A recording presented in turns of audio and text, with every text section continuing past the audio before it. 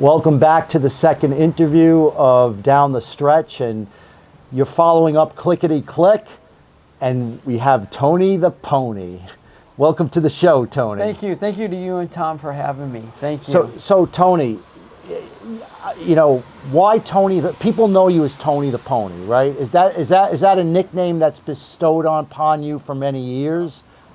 You could say that. I wear many hats in the racing world for the last 30 years. Tony the Pony was somebody in our group came up with, and there's been some other ones. I have another one called Who's Aunt in our figures group. But Tony the Pony started actually at Finger Lakes. Okay. Years and years ago. And you rode? I rode, yeah. So I was an exercise rider, and then I rode the pony in the afternoon, taking the jocks to post.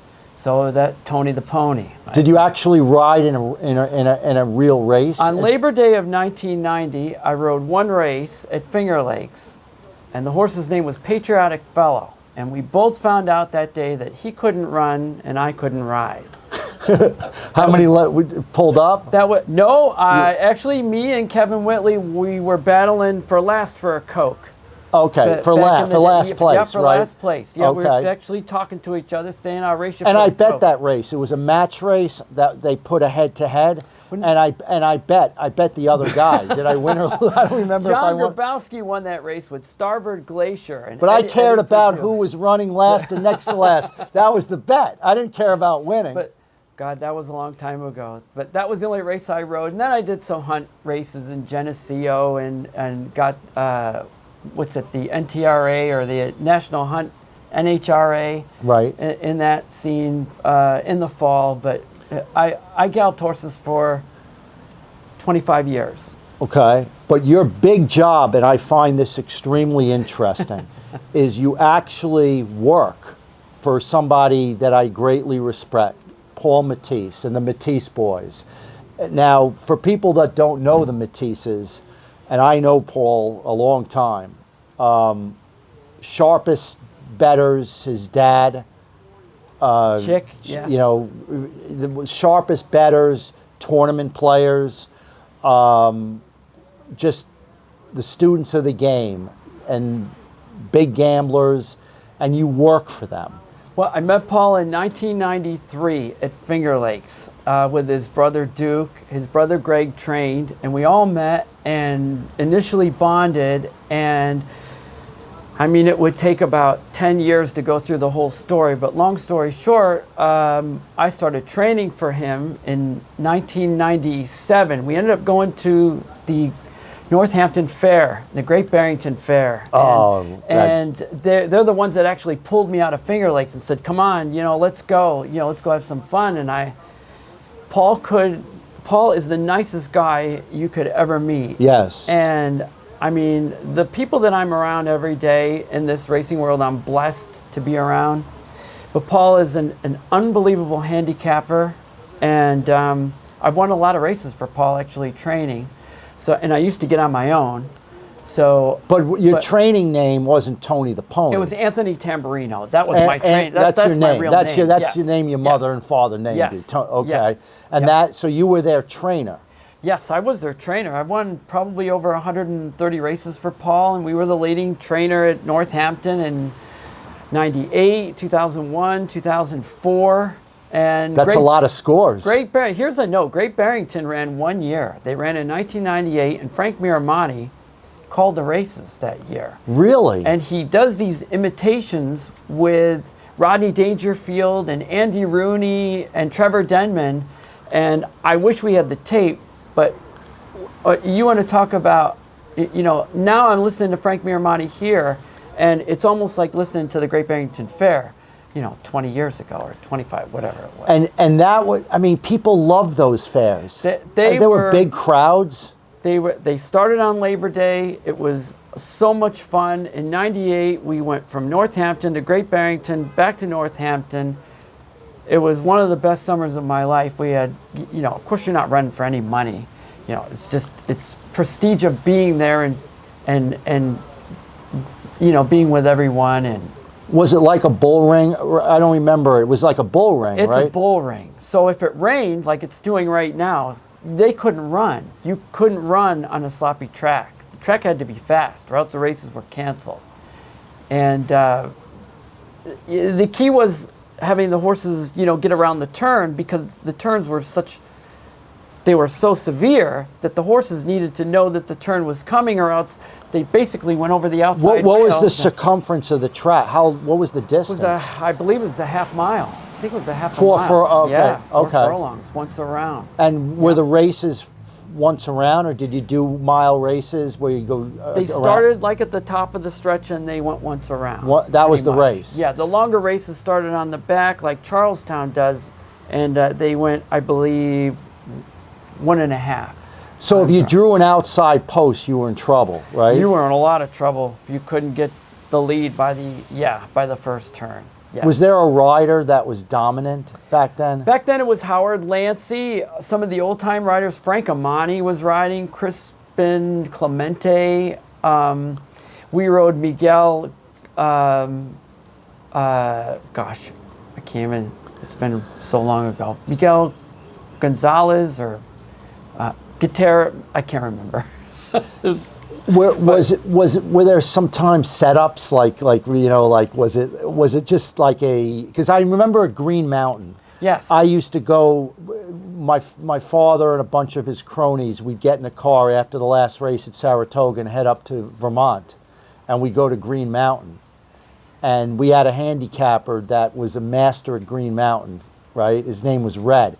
And he had so many scores just picking out setups, just $40, $50 horses left and right, and he just smelled a rat when there was a rat. It wasn't like, it was a little different at the fairs. It was way different back when we ran at the fairs in the 90s. But the old timers always had a great story that the jocks, they used to put the double out by the jocks room with the saddle towels. So it would be 7, 8. Well, then that was going to be the double apparently for the day. So the 7 wins the first race. Right. And then they show the payoffs for the double. 7-1, 200. 7-3, 400. 7-5, 600. 7-8, 480. And then of course the 8 horse wins the next race. But I love a lot of the old time. Yeah. So this meet, with the information that you have provided, have there been any scores that you're aware of? Okay, no. The answer to that is no. We started out a little rough, and then this meet, of course, as everybody knows, with all the rain and all the scratches and all the turf, it's really changed the complexion of big payoffs. So there's a lot of favorites. There's a lot of exactas that are getting pounded. A lot. Right. Almost like somebody's betting after the race, really.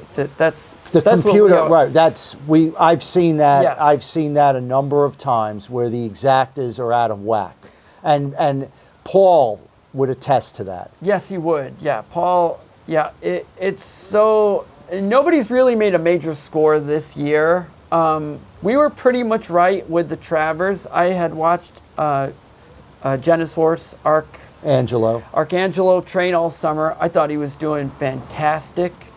John liked Disarm, and Paul was right with us. He liked Arcangelo as well. So we were right about the Travers, and we were wrong about every race leading up to the Travers. So, but everybody has those days. Yeah, good days and bad. You're filming turf workouts, Yes. and we've had almost 60 races rained off the turf. Correct. And that takes away a lot of our edges. It really does. Yes, it does. It takes away big fields. It takes away an opportunity for a score. And that's why we've had, between that and all the vet scratches, we've had such small fields that make very hard betting opportunities. Correct.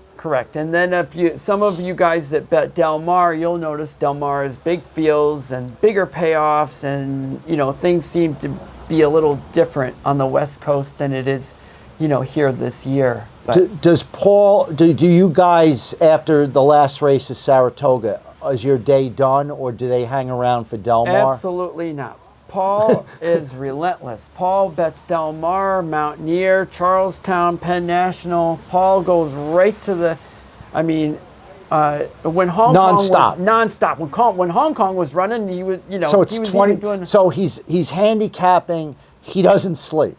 He doesn't sleep. Okay, Literally, doesn't no, sleep. So no. he stays up. And he works, 23 hours a day doing. He does the figures for all the smaller. I know it's tracks hard as to well. get him on the Yeah, show I because know, he poor- said he's got action. He's got too much action. He does. He's very busy. There's a lot of people that stop by the tables, day after day. He loves it. He holds court. He holds court. We all live for this 6 weeks. It's by far one of the, it's the greatest time of the whole year, and everybody enjoys Saratoga. So with the weather we've had, so much wet weather, and the purple tablecloths getting soaked. Yes. And you're kind of underneath, some of you, right? You're underneath a TV where the TV is. There's like a hood, right? There's a tent that goes up every day. So after I get the tables, somebody comes over with the tent. So we do have a tent up every day in case it rains. So you're all protected. We're all protected. So you're yes. still in battle no matter the conditions. Every single day. You're yes. you're battling from when is everybody at the King's Court? Like when does everybody arrive? Usually by the first race, and they're awarded for perfect attendance. So if you come to the races every day, Paul gives you an award for attending every day. So there's an award for that. So he's the king. He's the kind of the grand marshal. Yes. And he will at the end of the meet, if attendance has been honored each day, you get an award. What is that award? Well, we have an in-house contest that he comes up with, and there's like a whole bunch of. There's the try. You pick the 3 numbers, and the 3 numbers come in. You hit the try pool, and you pick how many off the turf races we're going to have, which has gone well over, 50. So the one jockey win pool we have. So you got to pick a jockey that wins one race, which is hard. So you got this. So there's tons of action. Tons of action. I thought I was. I thought I was sick. No, we are a very sick group. But the thing is that we're sick in a way that is, you can't. It's special. It is special. Unless you understand it. I work at the top of the grandstand. My office is the pizza stand that I roll over, right? Yes. The cleaning woman who cleans the track, I have her on my payroll to make sure my area is clean. My living room is the golf cart. So I have a leather seat on the golf cart. That's where I sit down and I put my legs up, right? That's awesome. I have a little place by where the pizza cart is, where I have chairs stored there. They're Naira chairs, like folding chairs for banquets. So sometimes I can pull these chairs out. I have a whole area right there, and then I have outside is Wiz Village, and that's where I put my tablecloths. Right, where we run like a pack of wolves to secure our table. Sure. So we have inside and outside. Okay, we have both. That when the horses come to the path, through the path to the top of the stretch, correct, we are there. So I'm not, I have my contingent, right, of which Tom and Mello is joined into the inside part of the track, to the office, but we get it. I stop at the end of the last race at Saratoga because I've run out of gas. But Paul's my hero. And he goes, if it's nighttime racing, daytime racing, Hong Kong racing. It's incredible. It's I don't know how he gets that mental stamina. One of the hardest working, of course we have a lot of good stories. We spent a winter in Vegas where Paul was hitting every pick 6 in the country. Aqueduct, Santa Anita, I've been so blessed. What's the biggest score that you remembered being part of here at Saratoga? At Saratoga, I would give you a story about Vegas. Saratoga, I don't really have a really big story, but in Las Vegas, I'll give you a good story. Go ahead. So we're at the Holiday Inn Boardwalk, and it was December 17th. I remember that the boardwalk was the bet. The rebates coming out. I was involved in that. Yes, that's when it all started. I know. And I spent I moved to Vegas just for that. It was incredible.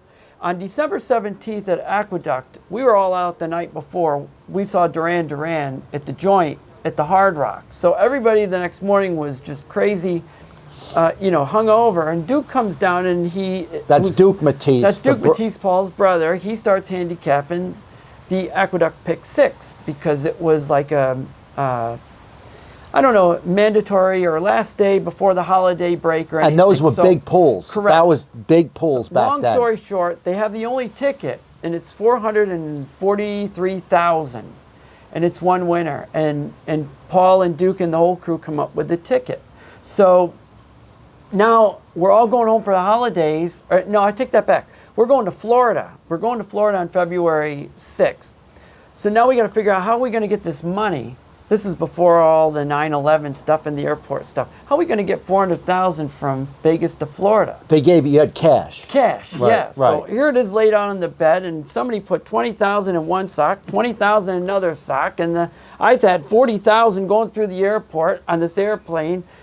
Paul's got 20, 40,000. Everybody's got like 40,000 on them to get to Florida with, to Gulfstream. Back with the old Gulfstream that had the beautiful, deck, and Right. it's all changed now. So they hit one pick 6 after another that year, and it was one of the best winners of my life. It was the only winner that I actually took off because I worked, 25 years straight. It's 7 days a week. Were you watching the races out of the boardwalk? I was with them. Yeah, I was with them all winter. It was unbelievable. So that's when I moved. Ernie Dahlman, who was one of the big gamblers, around. Sure. We had Mike Hushin as the trainer and mostly Migliori as the rider. Yeah. And he was the guy that started the four-wheel drive. And, he moved to Vegas and he said, Wiz, he got a room at the Barbary Coast, a suite. Barbary Coast. Wow. In a suite. And he called me up and said, Wiz, you got to come out here. This is unbelievable. And I'll get you a great rebate. Yes. So I moved my family there. I uprooted my entire family, built a house, played out of the Barbary Coast. He had the main room, I had the back room. We didn't pay for shit, right? We didn't pay for shit. I used to go to the boardwalk, and they used to put, do you remember when they used to put head-to-head matchups? Sure, At Caesars and MGM? So if you were a big player at one of those hotels, you got first dib at the head-to-heads. Correct. Yes. I used to go, so it was me, Ernie Dahlman, and Barry Schwartz. Wow. We put up a big bankroll. They actually put the bankroll up. And the idea was for me to go to these hotels looking like a bum, okay? Dressed up in a torn t-shirt, torn pants, right? With like 30,000 in chips, okay? So they didn't suspect anything. I can go up, I watch so the people that would be betting at the hotel got first dibs on the matches. Right. So they might be like, so it's head-to-heads. It didn't matter where you finished the race. It was, do I beat your horse? Remember that? I remember that, yes. But they used to take a bet then. Back now, they don't even have matches. Right. But back then, they would book you. They wouldn't book it, but they would take your bet. They weren't afraid to take a bet. So the main guy would put in his bets and drive a line up from like 120 to 160. Correct. But if I loved that bet, I would pound it too. That the next guy couldn't bet anymore because it would go up. The odds would just be too high, right? But I remember that it was the Kentucky Derby, and I loved Silver Charm. Silver Charm. And Silver Charm to beat this one other horse that I don't remember the name, but the guy who was the first guy to bet. So I come in looking like a bum, right? Like this is to another hotel, and I have $60,000 in chips, and I'm going to bet it all on this prop, right? So he didn't touch that prop, and I'm all over Silver Charm from me and Ernie and Barry Schwartz, right? And we bet. I started, it was minus 110. I drove it to minus 190, right? At 10,000 a clip. 5,000, 10,000 a clip. I just said, okay, here's 5,000 on this, raise it. They raised it, I bet it again. I bet it again. Those were the days. Sure, and Paul is a mathematician. Paul's major was math, and he worked for Andy Beyer, and he also started the racing. What was the Racing Times? Racing Times. Yeah, so he's big. He's a big figure guy when it comes to all that. Me, not so much, but he was interested. If in you all look that. at his racing form, because I visit him. I Yeah. mean, I go usually at the end of the day Yeah. when I'm heading out, and me and him, you know, basically all the cronies are there. Yes. They're kind of like, you know, it's the end of the day. You could tell if they're kind of didn't have a good day. They're kind of moping a little bit. They're kind of, you know, just laid back, and you know, there's not the same energy. Right. You know, but Paul's always sitting in his chair. Yes. With his eyes at the TV.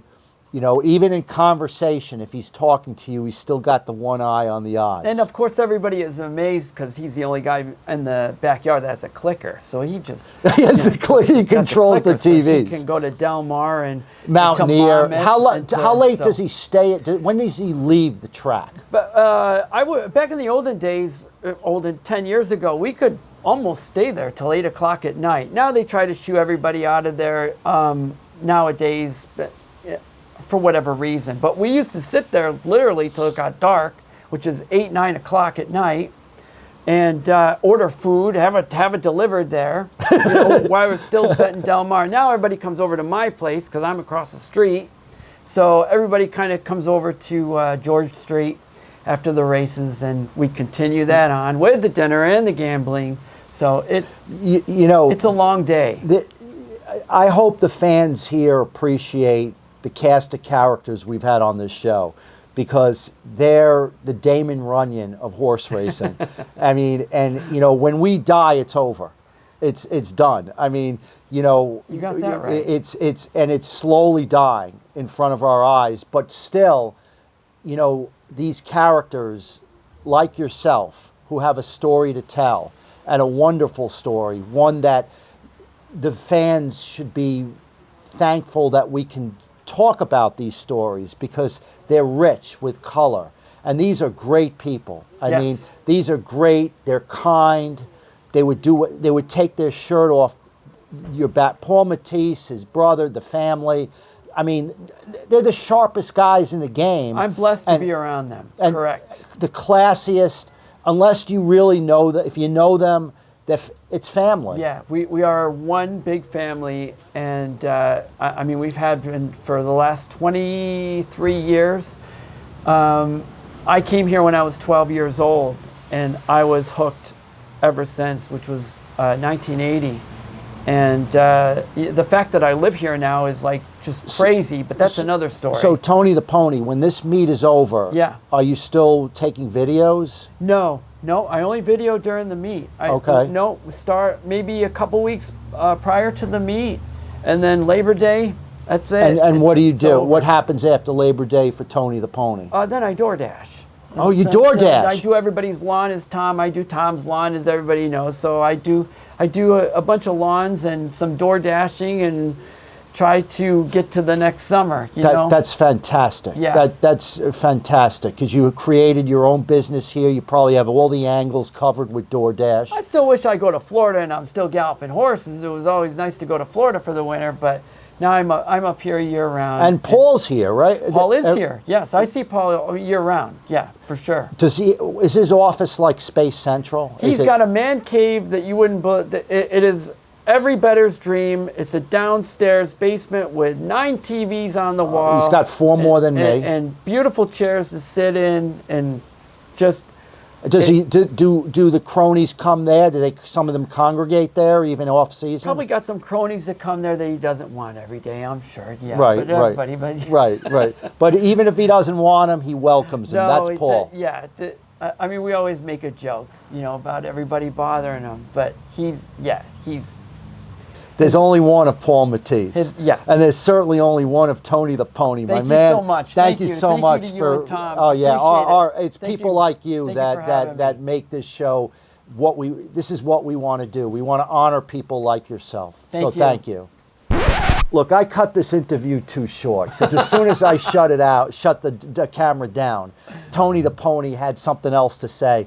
And to me, this guy is a legend. And I had to turn the camera back on for a story. Go ahead, Tony. So everybody that bets racehorses always dreams of the one big score. You know, the one big score, you know, and of course I've had days where I've made 10,000, 20,000, you know, but you always dream about hitting the pick six. And Gulfstream had a mandatory payout on September 27th of 2020.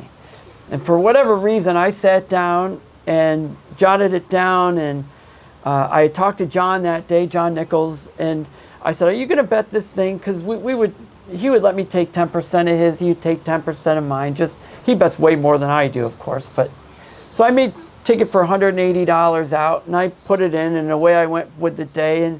And I think I was playing tennis or something towards the last 3 races, and I had the phone hooked up on the which I'm crippled, so playing tennis is just hitting the ball. And I'm watching the races, and I got two legs to go, and I've got a couple $20 horses and everything. Long story short, I have 5 horses in the last leg, and I have a 33-to-1 shot that gets up, bam, right on the one. Right. My phone starts ringing off the hook. You just hit the pick six. Yep. It's going to pay. And this is when Gulfstream didn't put the payoffs for the pick six. So I ran home. I walked in the door, and it paid $218,000. And I went, oh my gosh, you know. Now I'm looking at my ticket. Of course, it's $180. I had a very good day. So of course the IRS took the $52,000 out, which is withholding. Which had I bet $900, probably would have got the whole thing and paid taxes. But anyway, it was a blessing. How many partners you had on this? Me. That was your score. It was mine, but a couple people a couple of my friends had 10%. Okay. So John had 10%, and my good friend Tommy Owen, the Ogre, he had 10%. The Ogre. So I ended up doling out 16,000 or so to both, and then of course I had the balance, and went out and bought a Range Rover. Tony the Pony. You don't want to buy a Range Rover. That's I can tell you. That's the maintenance on the Range Rover is a little. How much was that? I actually got a great deal on it. So it was a lease turn-in, and I had bought it was 3 years old. It was around 50,000 or something like that. Okay, so 50,000 out of your. Well, a lot of money down, and then some payments. But I've always wanted one. I got one. I found out how it is to own one. Tony the Pony, you deserve that score. I mean, if anyone deserves it, you deserve it. And Thank you. Sometimes even people who deserve it don't ever get it, and I am my hat's off to you for you. Play the pick six anywhere that has a mandatory payout. Not if it doesn't have a mandatory payout. Well, you should. You want free money in the pool. Yeah, so. But that.